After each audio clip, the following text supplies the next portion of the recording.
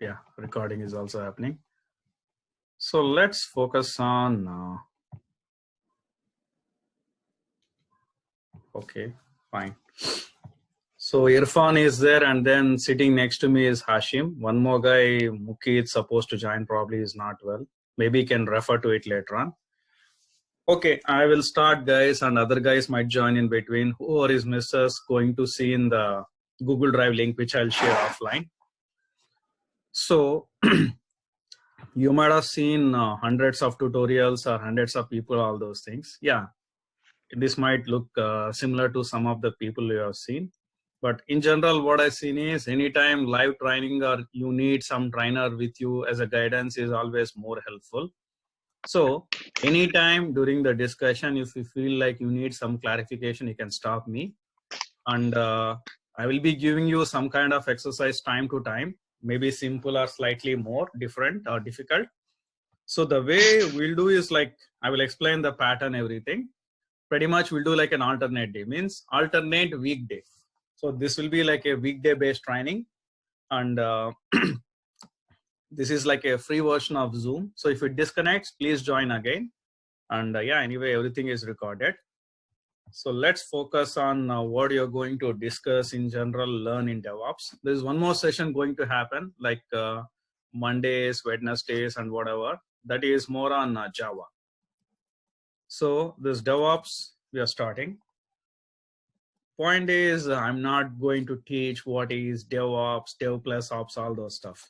Yes, it is more of a developer operations and some kind of a thing. It initially started as something else. Nowadays, pretty much DevOps means you need to know everything: configuration, administration, deployment, so much.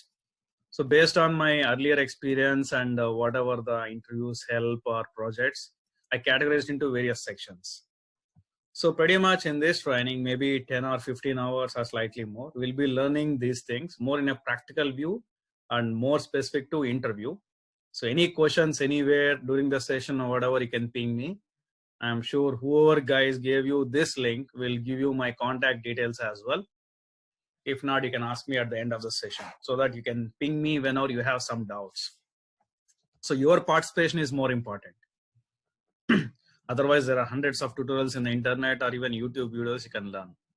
So first, we'll focus on Linux and shell scripting, like understanding this basic, what is Linux, how it is evolved kind of thing. Then flavors on Debian and Red Hat, and then some kind of Linux distributions we'll see. Then basics of shell programming. Then Git, version control mechanism. In the past, you might have worked with SVN or CVS, whatever. So we will focus on this Git, primarily developed by the Linus Torvalds, the same guy who started with this Linux as a student project.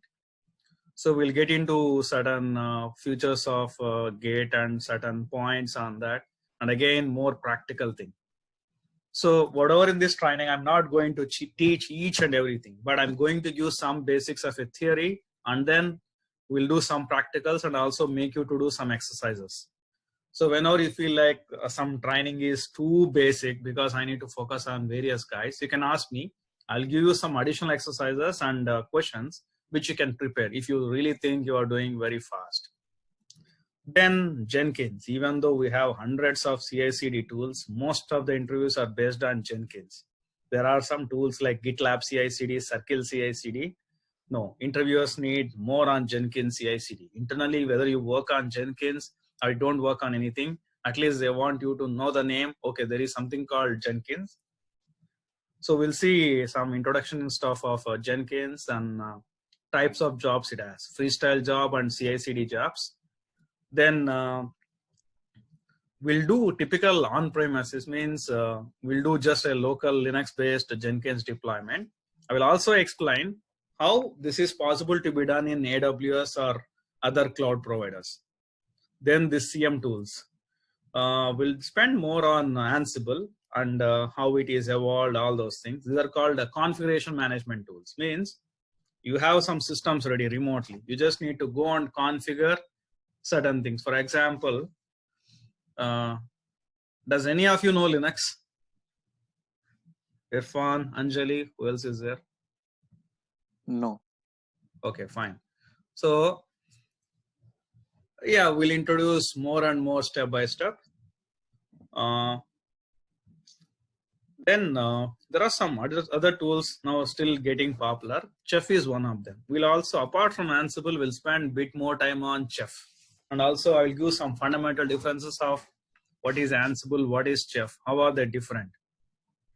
Because you might have spent 100 hours of learning Ansible and Chef. No. Interviewers, they just need very specific questions.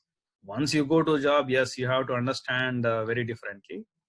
Then CM tools is one thing. There is something called infrastructure tool.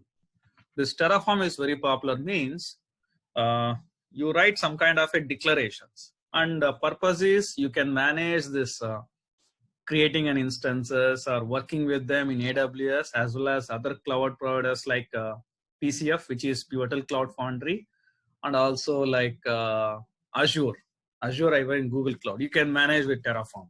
So it's popularly known as this infrastructure orchestration or infrastructure tool. Then we'll spend a lot of time on basics of Docker engine, Docker commands, and a bit on Docker Compose. Then just overview of Docker Swarm.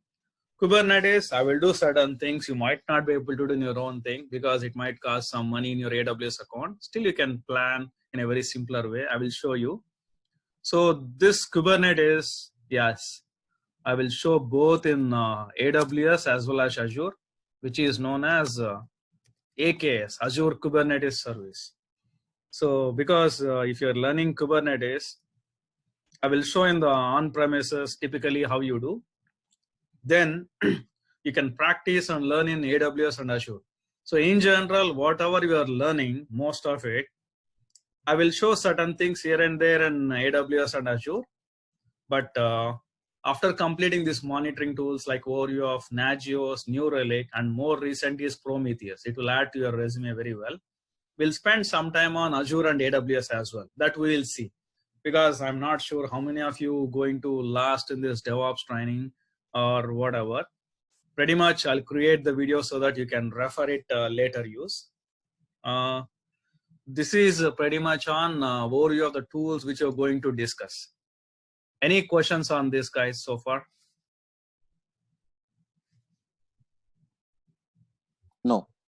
Okay. No, sir. So no need to call me sir, you can just call me Prasad, that is fine. Or else, yeah.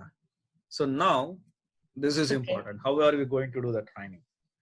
So I'm going to give very, very less theory, more on practicals, and yeah, of course, your participation is very important. And pretty much we'll have sessions on alternate weekday. So now we are having on a Friday. Next session we'll do on a Tuesday. So Monday I will do Java session. Whoever has sent you, if you're really interested in Java, you can get into that. Otherwise, do some exercises which I will give you, maybe simple or whatever. You can again discuss on Tuesday. So first 5 minutes or 10 minutes, we'll pretty much discuss on how you guys have done, if you want to share. Or else I will give the solution of the respective exercise I will give. And main focus is interview preparation, because you can read some tutorials anywhere. But point is, if the same question comes in interview, how do you answer it? So we'll discuss more on that. So point is, I'm not going to do a lot of spoon feeding, going to give some overview, give some practical, and you need to do some practice out of it. So got it? Next. Let's get on to the actual topics without spending much. So today we'll spend some time on Linux stuff, and then some shell scripting commands and overview. Of course, most of the effort will be on the practical, and you can ask me questions on that, because since you have not seen the Linux. Now let's see a very basic way. You know, this is Windows, which you have been seeing for many years. So we have some startup thing, all those things. And in Windows, there is something called CMD. I'm not sure how many of you really know it. So you can practice some DOS commands. This is how it started initially. Then this Microsoft guys have recently started, I mean, some years back, Windows PowerShell. This has a bit more capabilities, and they're trying to, cannot say match up to Linux shell, but some overview. So this has more capabilities and you can directly interact with Azure and you can do more stuff with PowerShell. So this session, we are not going to discuss more on PowerShell. Maybe in the Azure time later on, we will see, but that's not the focus. Let's get into the Linux stuff. So if you see Unix, UNIX, that's how you might have heard this name for people from 1920s or that kind of time. It is pretty much proprietary stuff, and you have some versions like, I think, Berkeley, SCO Unix, something. It's more closed. When I say closed means you don't have the direct access to use. Then this guy, Linus Torvalds, he's a kind of founder, creator of Linux. He started like a student project. Why, if it is like everything is closed, then what I'm going to learn or what people can learn? He started like a student project with certain tools, all those things. Later on, many other people from the community worldwide joined. That's what we see now, Linux. So Linux is not just a single operating system. It has so many things. Windows means only Windows, like Windows 7, Windows 8, Windows 10 we have now. Then earlier we had Windows Vista, then Windows Millennium Edition, Windows 2000, whatever. All from the Microsoft. Whereas Linux, there are so many flavors. But again, from the interview point of view, we don't need to remember like Linux Mandrake, Solaris, or all these things. You just need to focus on certain things called packaging. In Linux, we can install with something like directly you can download the code and you can start running. That is one way. The another way is you get the packages based on the respective OS. So you might have heard about Red Hat. So RPM means Red Hat Package Manager. In Windows, whatever we see, you get some MSI files or exe. Does any of you know what is MSI means?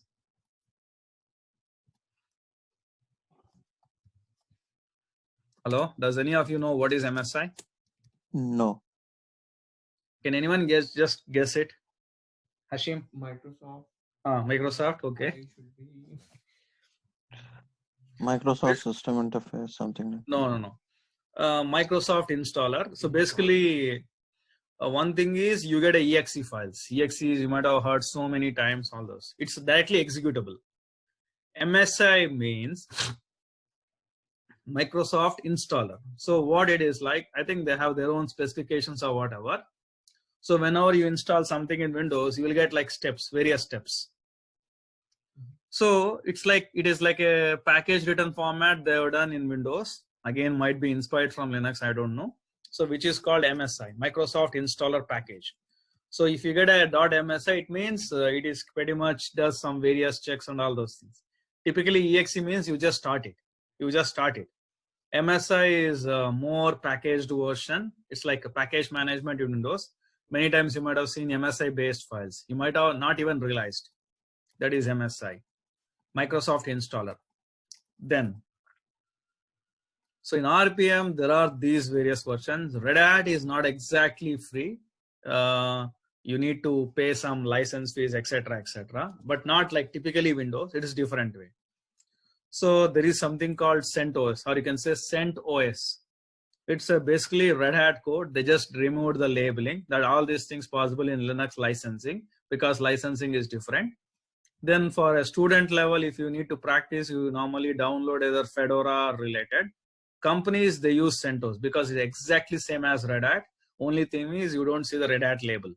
So many companies use CentOS. Even in Amazon AWS, you see something called AMI, Amazon Image or whatever. So sorry, Amazon Linux. Amazon Linux by default is CentOS.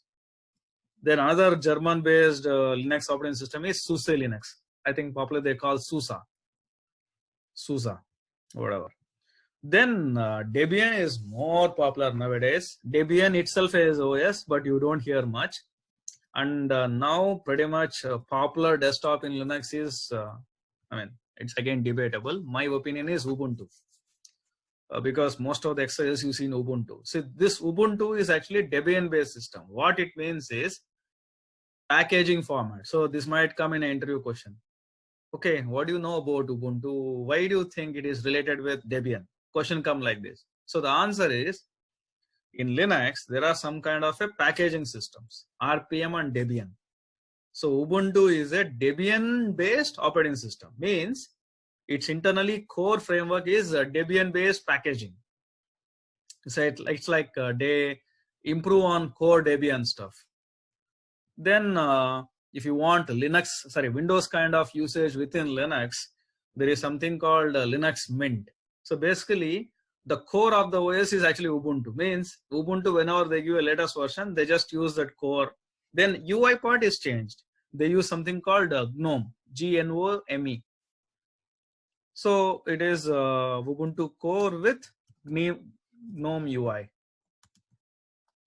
So if you use it, it feels more like Windows. I'll just show you quickly.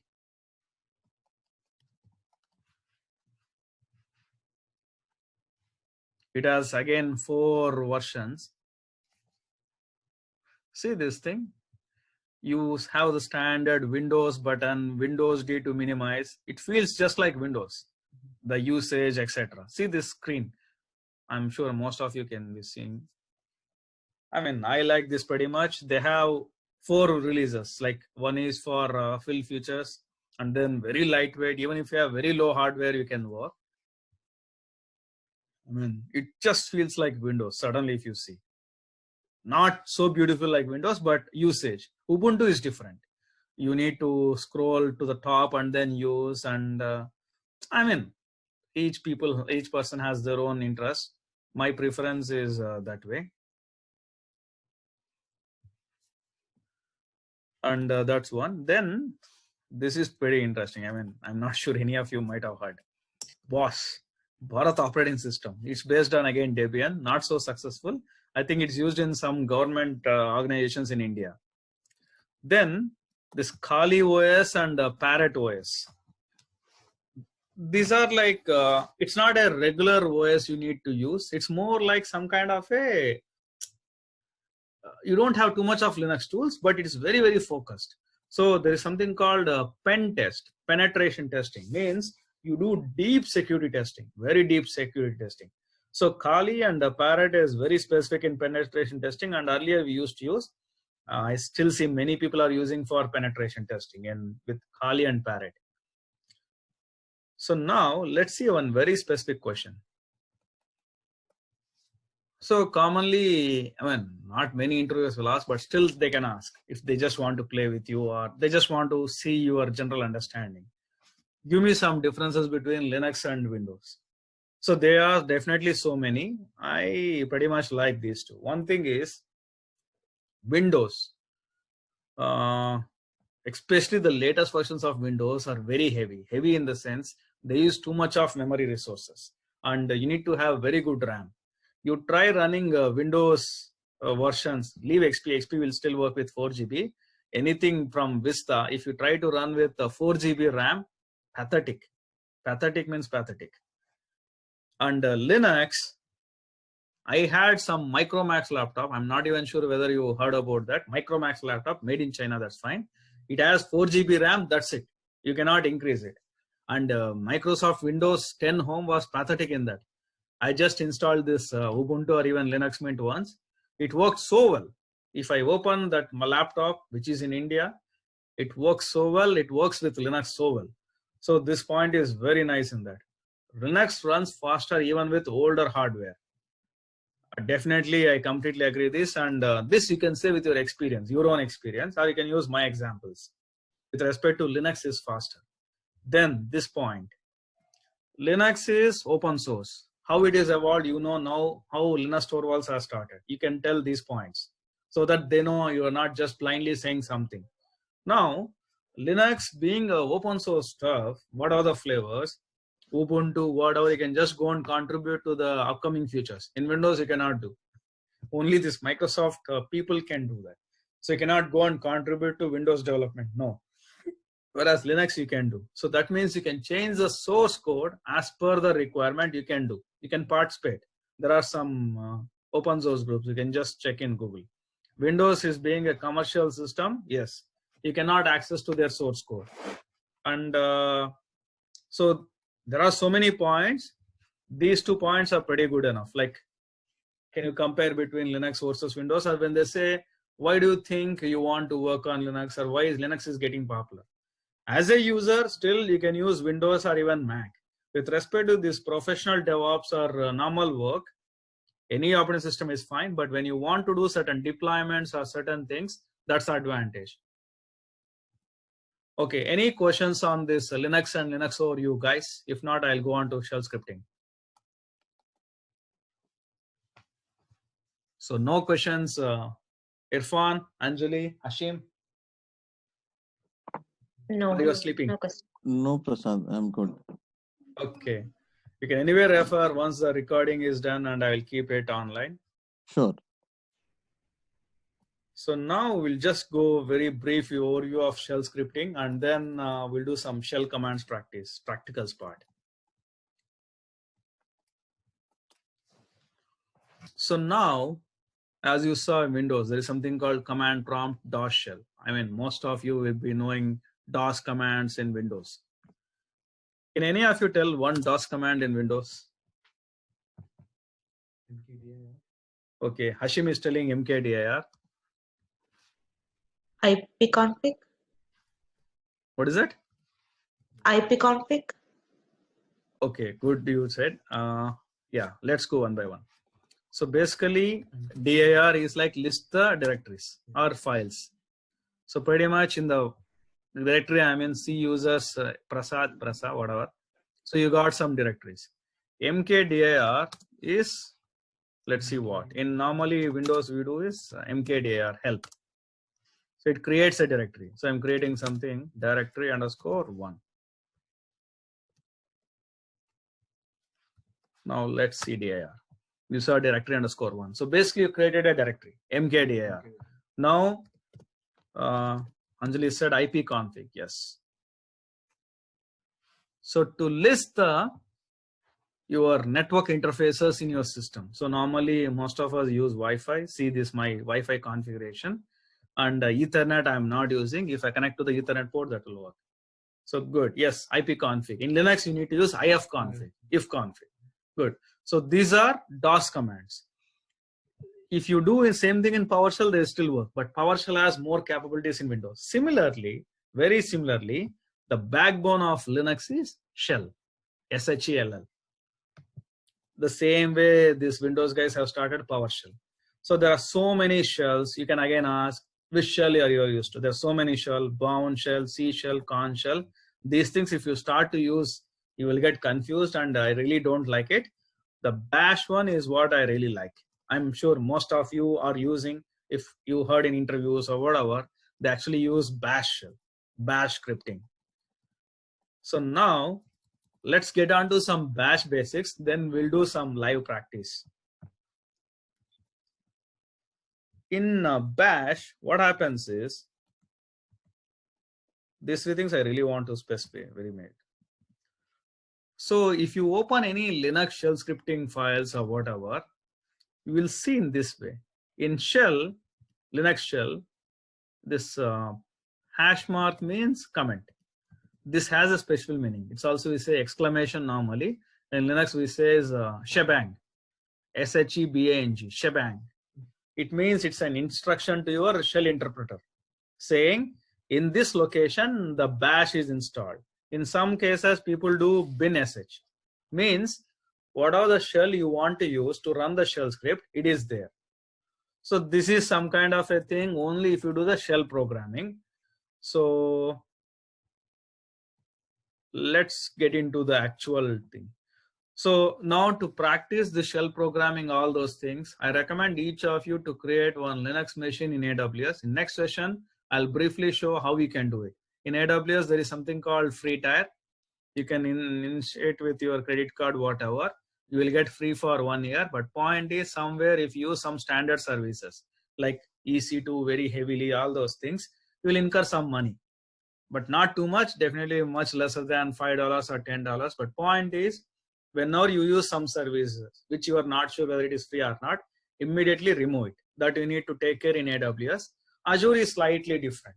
They give a bit more time, I think with some credit of $200. but that we'll see in the next session. How can you create your own system so that you can practice in Linux?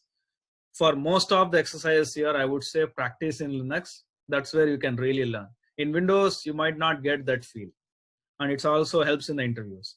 Now this URL is, you can practice shell programming online. So let's go there.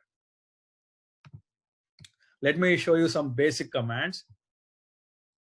So they itself have some thing. In Windows also echo command is there. What does echo does? Just prints to the screen. So I'm just executing just to show. You see here, internally tutorials point is executing this way. Bash, forget about -f, main.sh. Any shell scripting you need to put with extension of .sh. And traditional way in shell programming to create the file is you use that comment, shebang, put the location of your whatever shell, bin bash. Sometimes you might have seen bin sh. That means normally Linux, when you install, these are the locations your shell program or whatever that binary is installed. Now let's see some shell commands so that you get an idea.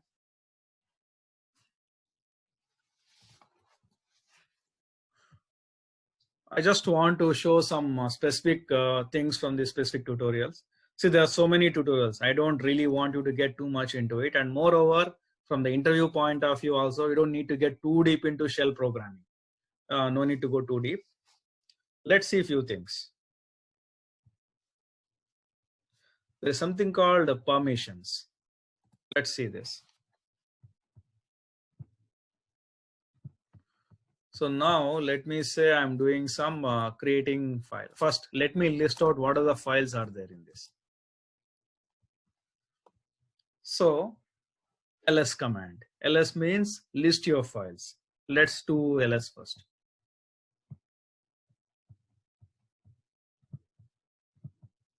Let me tell you. So it's just listing the files. So it's saying in this directory you only have one file, that is main.sh. Now let's create some files. Not files, maybe some directories. mkdir test directory. The same mkdir will work in Linux also. So I'm creating one directory and then I'm creating some file. Touch some name. Yes, I'm creating some test file. Okay, so after 10 minutes, again, you need to rejoin.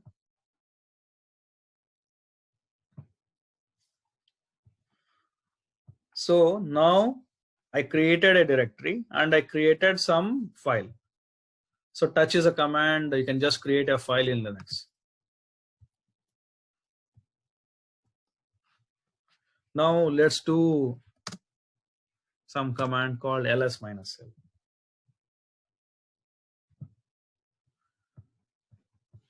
Oh, for some reason it did not create. No, ls-l means you just display with more details.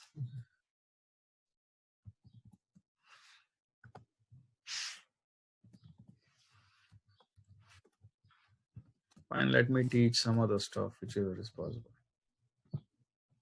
You see a difference between ls and ls-l. I want to show.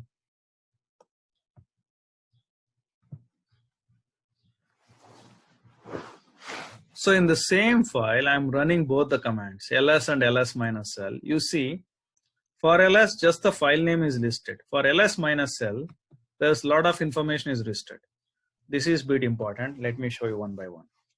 See how it read is this information. Owner of this file is root. Then there is something called secondary owner or like a group. Even that is also root. Then file size of it, something around 48 bytes. You can list it in different way. ls minus, I think lh. You will see in different dimension.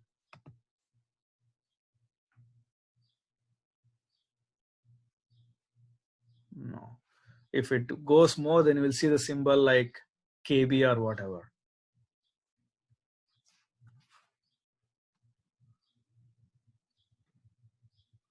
See this, you're seeing total 4, or even seeing with LH, you're seeing slightly different.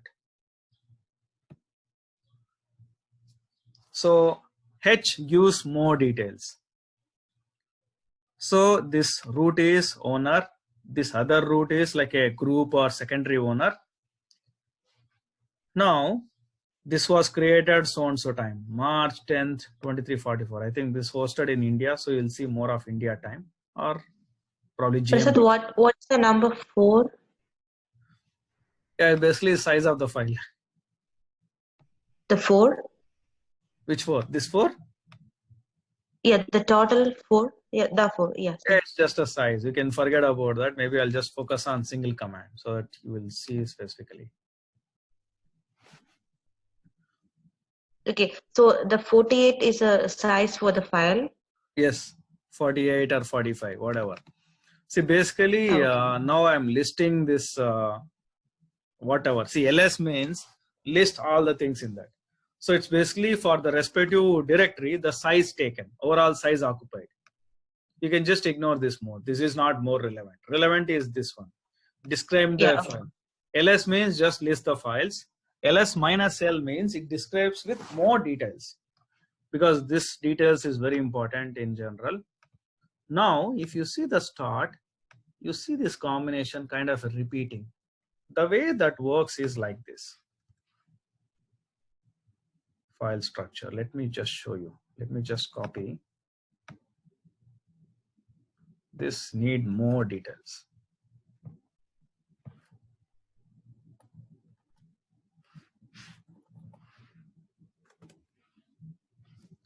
File structure in Linux. If you see here, this is like D. D for directory. I mean, is it a directory or not? If you create a directory and then see, this first thing will be D, just to indicate. Since it is not there, that means what do you say? File. Then you see this next RW, and then you see R dot dot. So the first RW means this what do you say? Primary guy, primary owner of this, primary owner for the first. And the pattern is like read, comma, write, comma, execute. So read, write, and execute. So the way we need to understand this is, after the first letter, the next 3 letters are like read, write, and execute. Means root has read and write permissions. Next. Second R series 3 letters is for the secondary owner or group, whichever the group he belongs to. Actually, in Linux, you can create a user group. So let's say you have your own user, user1. He belongs to user group called user group. So that means if some other users from the same user group does to access this, he has so and so permissions. That's the meaning of it. So it has only read permission. Then the next one is like R last one. It means any other person beyond this group or beyond this user, what permission they have on this file. So this level of thing is maintained for each file and each directory in Linux. This kind of thing is maintained in Windows, but it's not so powerful in the command line. I mean, as much I've seen in general. There are some ways, all those things. So that's where this Linux is more different. Now session might disconnect, we'll join again. Let me show some other things. Pipes.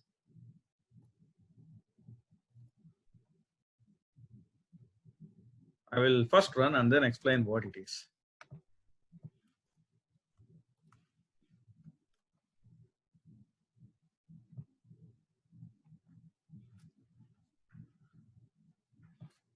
You see, when the first run, nothing happened. So basically what I'm doing here is ls minus l. Ls means just listing the details in the system, in the respective directory. Ls minus l means more details. Then you see I use some symbol called like this. This is called pipe. Pipe in Linux means, or network programming means, you take the command of one output, you take the output of one command, pass it to another command. So what I'm doing, I'm passing the output of this command to another one. Then I'm doing something called grepping. Grep means you find it. Now, grep generally works on files also. In this case, when I say grep, like something like man or whatever, I'm actually trying to find this pattern, this text pattern in the remaining output. So obviously it's not there. That's the reason it didn't show any result. If I use like just M, let's say I say MA, it has given the result. If I say I'm looking for grep of man, something MON. So it is like helps you to find grep. So pipe is one thing you can really say I know about piping, learn from Linux shell. Then another thing is this useful command of grep. You search for it. So now anyway, session is going to end in a few minutes. Any questions at this point? Irfan, Anjali? No, Prasad. Okay, No, Prasad. Good, not using sir. Linux has so much of deep all those things, and we don't need to really get into all the stuff. Let me show you one useful command, ps.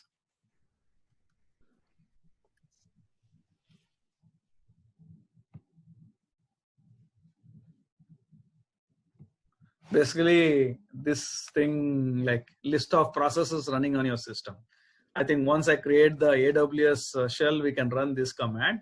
It will be more helpful. Let me do man ps. Man means like help in DOS. Oh, it's saying command not found. So man is like it will help you to understand the command.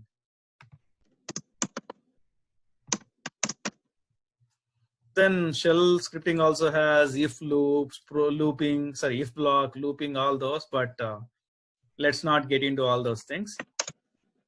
We'll show some more on Linux commands.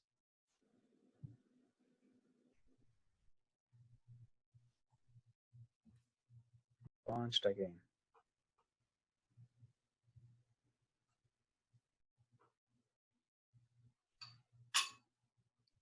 Welcome back, Anjali.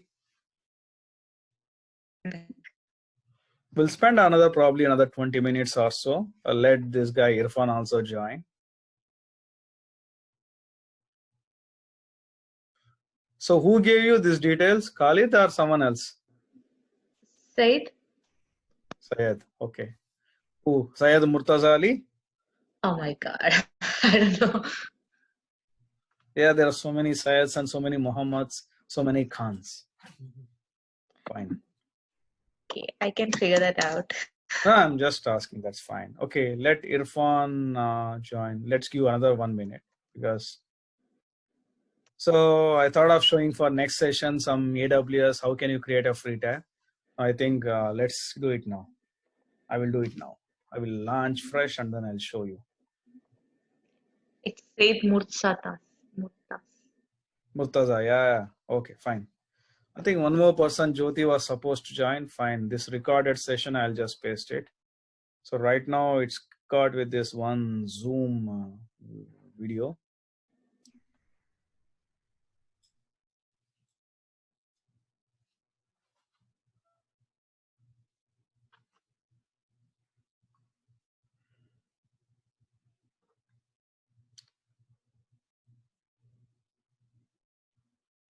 Fine. Anyway, I'll start. He can refer to it later on.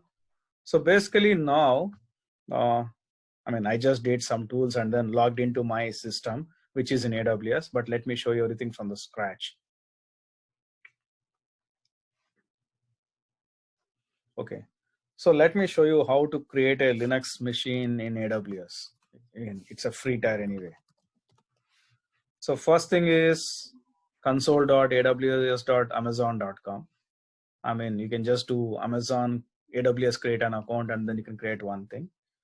So first, once you go, you need to create an account, and then you need to give your credit card details, etc., etc. You do on. If any difficulties in doing that, you can ping me offline. But I think this is fine. Syed Irfan is telling session is ended. You know Syed Irfan, right? Yeah. You ping him and ask him to join. He can join. Join the same session. Yeah, same session. Start the meeting.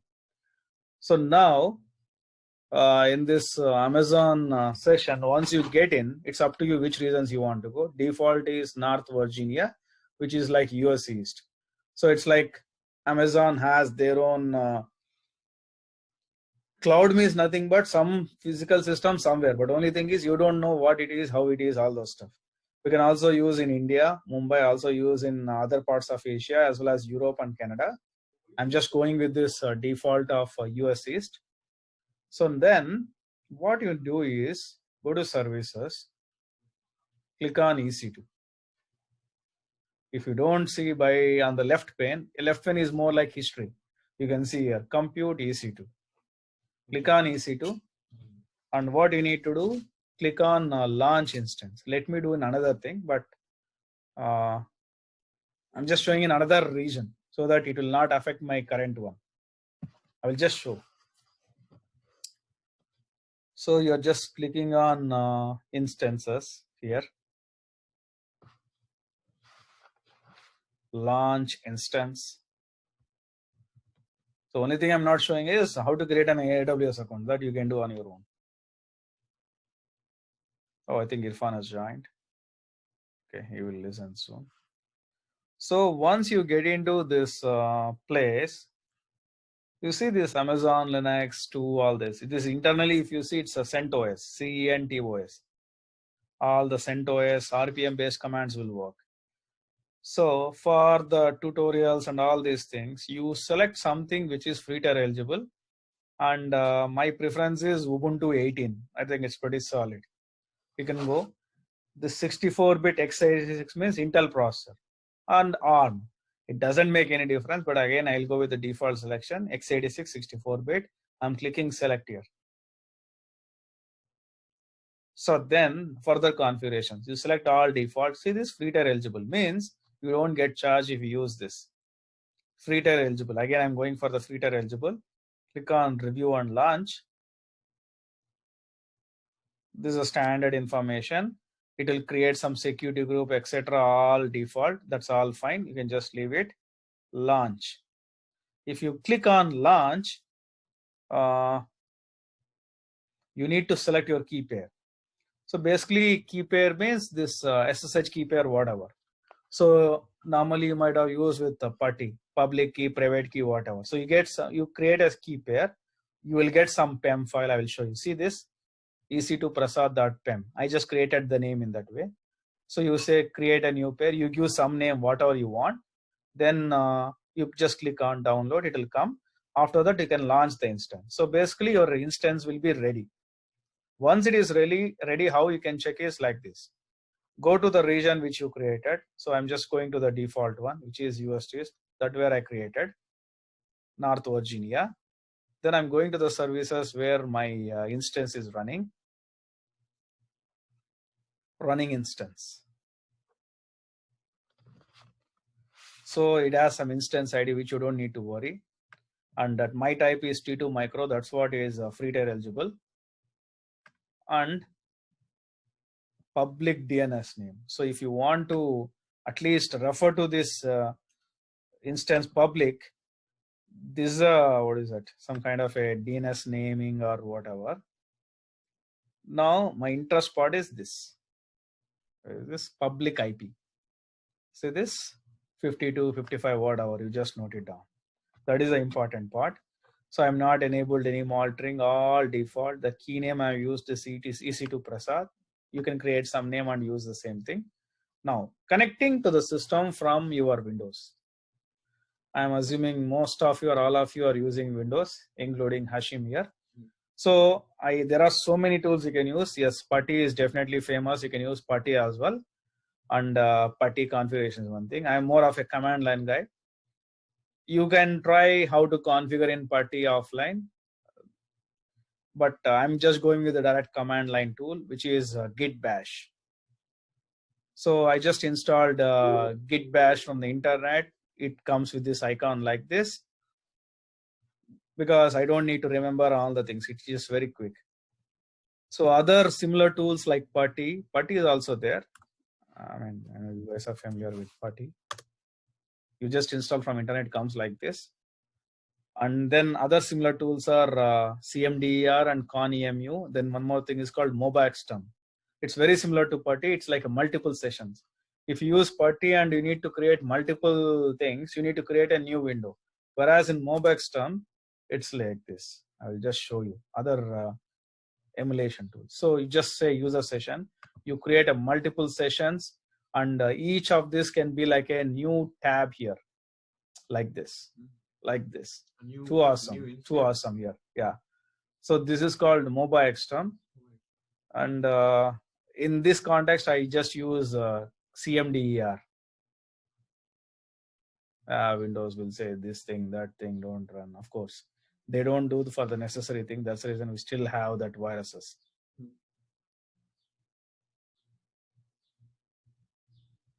For some reason, they are giving this thing. Maybe it has its own issues. Let me just start a new one. New tab you can create like this.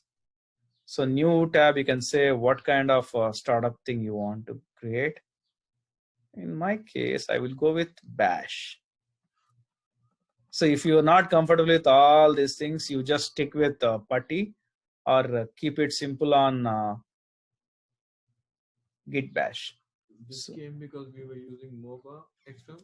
That is different. This CMDR is different and ConEMU is different. These are like very similar to PuTTY. So I have installed git bash. You can install anything. So I'm just showing you the git bash. Very easy and straightforward. So it's like your DOS prompt. The only thing is, you see this Ming W something. So you can run the Linux commands directly. See this ls -l. I'm actually in Windows only. See the namings. I'm actually in Windows. It takes all the Linux commands. Yes, few commands, not everyone. Few, very few. And for example, I do man ls. Man means you're like a help command in Windows. Oh, it's not here. Let's get into the Ubuntu Linux system. How to do syntax is like this. And thing I like with this git bash or this kind of stuff, I just type Control R. It's like a reverse search. You can search your history. I just type SSH.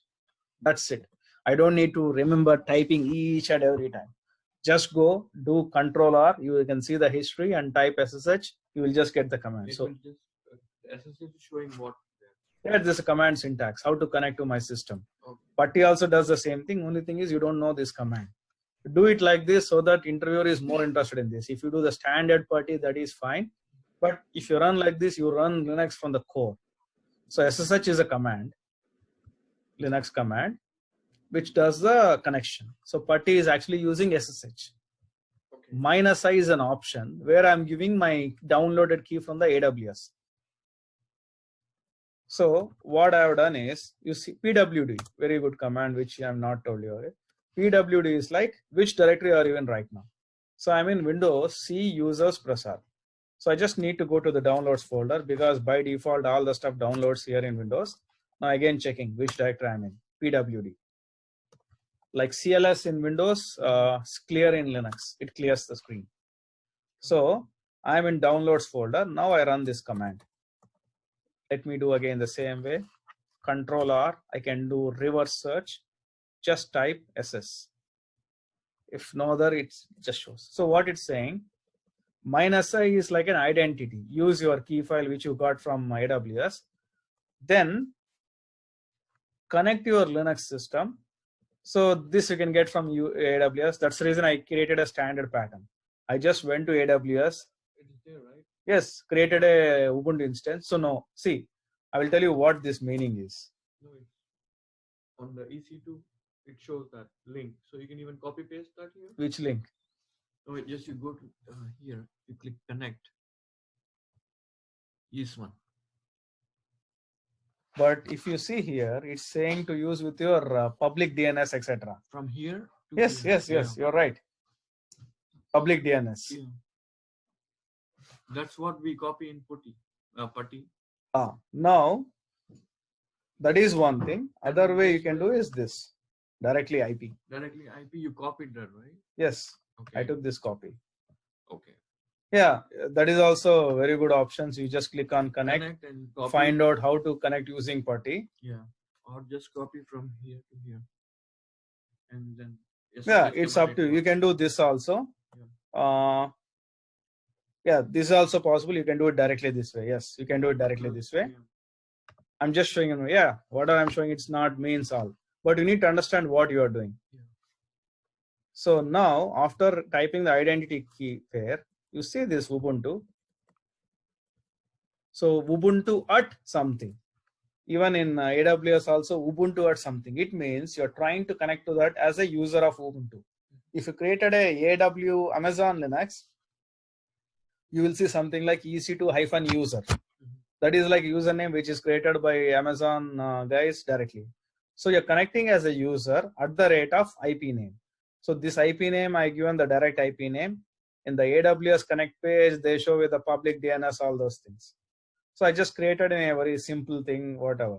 So understanding is this. -i is for your identity file. Username at the rate of your IP address. Whether you put a public IP address or you copy the same thing from here. It's up to you. The one I copied here. Yes. So you just run it. No password, nothing is required because that's the key is a password thing. So I just logged in. You see, normally it's as if like even if you go to the Linux and you just go to the command prompt, you normally say this, welcome to Ubuntu, all this stuff. This is a very standard. So it's like I'm actually in the Linux thing. So I went this way. Yes, of course, you can do the same thing using Putty. And here also they mentioned how do you connect using Putty and some other link. You can just refer to this from your AWS instance. I'm just showing in one way. So now again, I'm going to Linux. I'm just saying pwd, which directory I'm in, home Ubuntu. So in Linux, the moment you get into any user login, whatever, home is a standard directory and you will see this standard folder. So let's practice some commands here. Say I will do psef. Now let me do man ls. It's like help command. So it just explains you everything about the options. There's so many options you need to play with, not required. You just understand these basics. Is this only for the Ubuntu operating system or any? It's a Linux Linux command. These are Linux commands. It even works on the regular. Yes. Linux. Yes. These are the Linux shell commands. It will work on the Linux flavors. Okay, guys, any questions so far?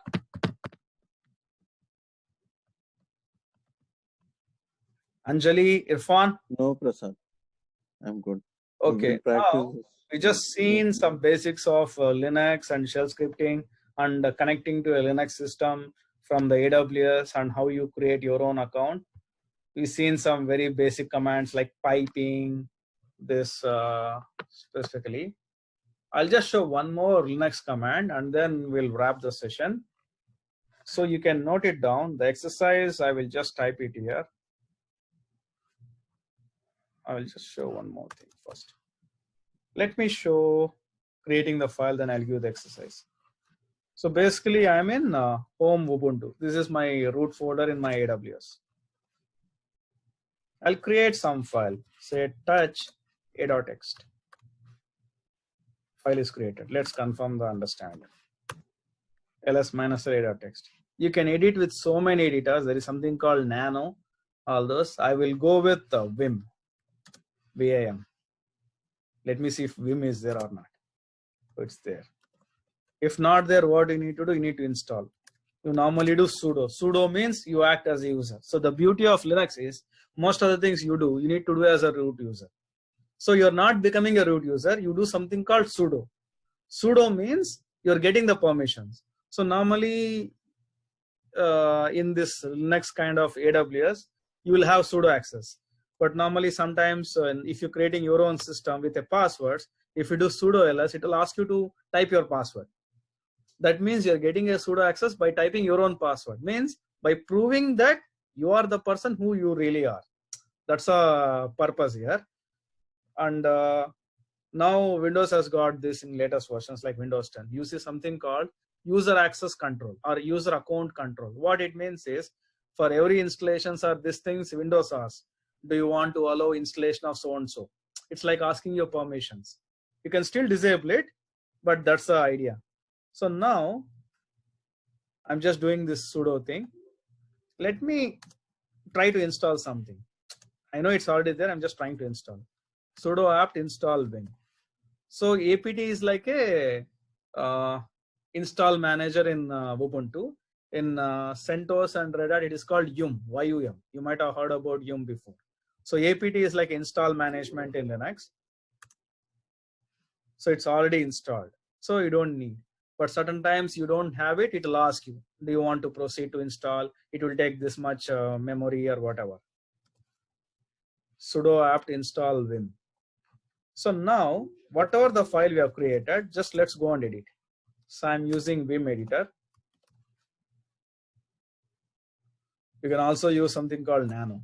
So in Vim editor, it might be tricky for you. You can actually practice something called a Nano editor. Nano a.text. Nano, you type something random. Then finally you need to exit this way. So you exit like Control X, which you see at the bottom. You have some helpful information. It will ask you, you have saved something, we want to save it. I will say yes.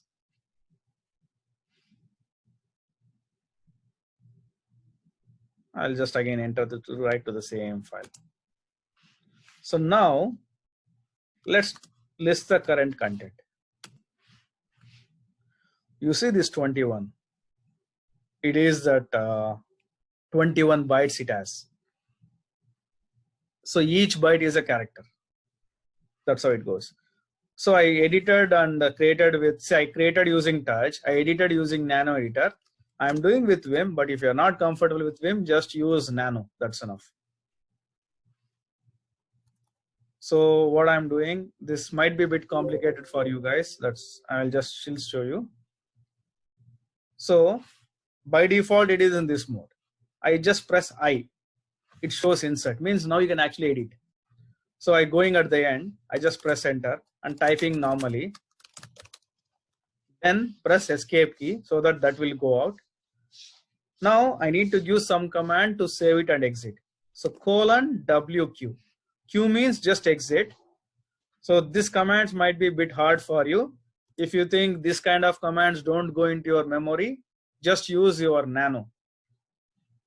But my preference, if you ask me in general, Vim, because again, interviews, they expect you to know various things. You can still say Nano, but I would say just learn and practice with Vim, how to edit a file. So this is a one. Now exercise for today is